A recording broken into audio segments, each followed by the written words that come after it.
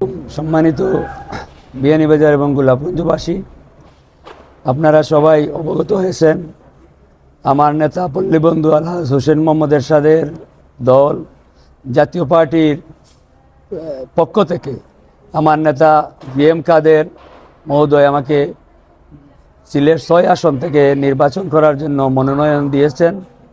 ইনশাআল্লাহ এখন আমি আমার মুরব্বিয়ানদেরকে নিয়ে উপজেলা নির্বাহী কর্মকর্তার কাছ থেকে মনোনয়নপত্র সংগ্রহ করেছি।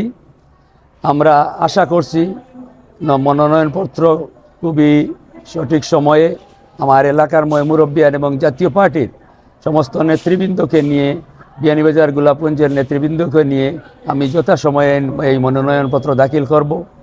আমরা বিভিন্ন প্রিন্ট এবং ইলেকট্রনিক মিডিয়ার ভাই এবং বোনদেরকে আজকে এই মনোনয়নপত্র সংগ্রহ করায় সহযোগিতা করার জন্য আপনাদেরকেও ধন্যবাদ জানাচ্ছি।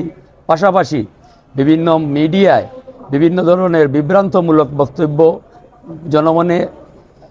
জনমনে বিভ্রান্তি সৃষ্টি করেছে যে এই আসনে অন্য আরও ক্যান্ডিডেট হয়তো থাকতে পারেন। এটা সম্পূর্ণ ভুয়া।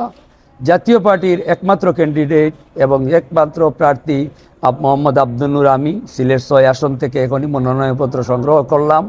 আমি আপনাদের সকলের দোয়া এবং সহযোগিতা কামনা করছি।